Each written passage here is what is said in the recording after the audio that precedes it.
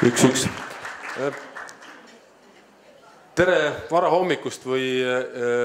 lõunaeelset aega ja ma võib-olla teeks ühe täpsustuse, et tõepoolest see võib kaugele paista niimoodi, et linnapea on kõige tähtsam mees linnas. Aga ma defineeriks selle ümber, linnas kõige tähtsamad on kodanikud ja alles siis tuleb ka kuskil linnapea, sest filosoofiliselt on minu arvates see nagu õigem ja õiglasem ja annab võimaluse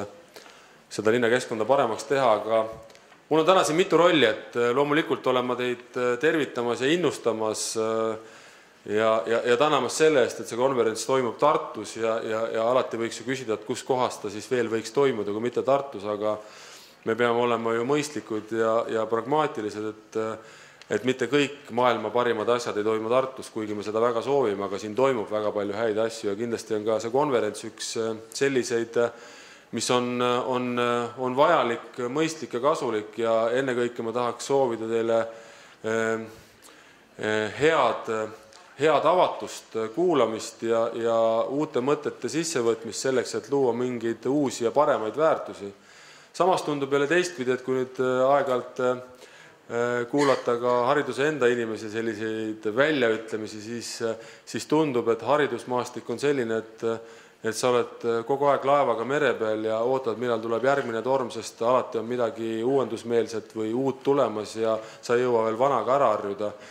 Ja kõik inimesed oskavad alati hariduses nagu kaasa rääkida ja kui mõelda enda kasvamise peale või teiegi, siis tõepoolest, et nii palju kui hakkad ennast mäletama, siis tuleb öelda seda, et hariduse omandamine ja saamine hakkas juba üsna varakult, et kindlasti kooli mõistes minu jaoks hariduse omandamine hakkas siis, kui ma 4-5-aastasena emale kaisu pugesin koos nõukogude naisega ja tahtsin, et ta mulle loeks, et ma tähed ruttu selgeks saaksin ja selle töö viljana oli mul võimalus siis 6-aastaselt mitte minna eelkooli ja nautida veel vabadust, aga eks see teadmine selles osas, et iga meie tänane tegevus võib luua kvaliteeti homsesse päeva on hästi oluline ja selle tõttu ka mõtestatud tegevus. Kindlasti täna Eesti haridusmaastikul on toimumas palju uut ja kindlasti on seal ka küsimärke. Kuigi meid kõiki ühendab üks eesmärk, me tahame, et meie haridus oleks kvaliteetne, meie õpetajad oleks õnnelikud, meie õpilased oleksid edukad, siis ükskõik kelle poolt me vaadatuna, siis me peame endale tunnistama seda, et ühest vaatenurgast vaadatuna ei ole alati see arvamus üks. Ja ma väga loodan, et need 2 päeva annavad teile võimaluse neid vaatenurki ühtlustada, saada selgemaid vastuseid, sest kindlasti tänases protsessis ei ole osalised ainult õpetajad, õpilased, haridusministeerium, kohalik omavalitsus, tegelikult on osaline terve ühiskond. Ja me peame alati enda käest küsima, mida me ühiskonna jaoks soovime paremat ühe või teise muutusega, sest muutusi ei ole mõistlik teha ainult muutuste pärast. Millega me ka kindlasti arvestama peame on see, et on mõned näitajad ja muutujad, mida me täna võib-olla nii jõuliselt mõjutada ei saa, küll aga saaksime pikas perspektiivis, olgu see siis seotud kas või näiteks õpilaste arvu vähenemisega. Tartus me muidugi selle üle kurta ei saa, et õpilaste arv väheneb, sest kui me vaatame järgmist 8 aastat, siis me võime juba täna öelda seda, et täna juba sündinud lastest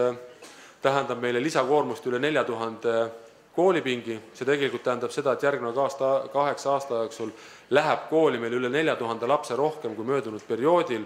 ja see tegelikult tähendab seda, et me ei saa kuidagi rääkida sellest, et meil oleks nagu vähem klassiruumi vaja, vähem õpetajad ja nii edasi. Küll aga minu arvates üks mure, mis meil Eestis on ja see ei puuduta ainult haridust, on seotud sellega, et me tahaksime keskmiselt head mudelit kogu Eestile. Aga isegi sõltumata sellest, et meie Eesti on nii pisikene muu maailma mõistes,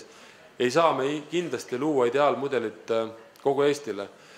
Ja Tartu näide on selle ilmestamiseks, et need probleemid, mis on Tartus, ei ole absoluutselt automaatselt teisaldatavad ükskõik millisesse Eesti piirkonda ja need väljakutsed on hoopis erinevad ja see tegelikult tähendab seda, et ka meie lahendused on erinevad. Ma soovin teile päikesepaistelist tuju, sellepärast et väljas päikest ei paista, kuigi on soe.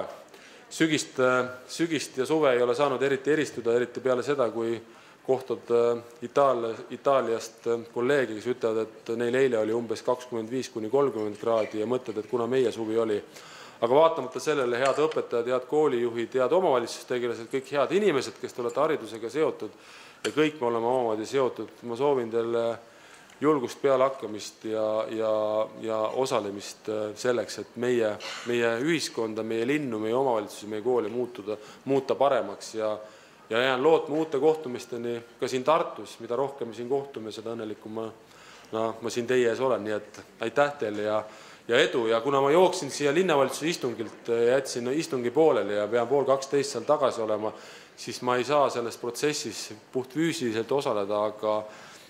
hariduse teemad on minu ja linnavalitsuse ja ka meie koolide igapäevane töö, nii et oleme koos teiega. Aitäh teile! Aitäh, Tartu linnapea Urmas Kruuse!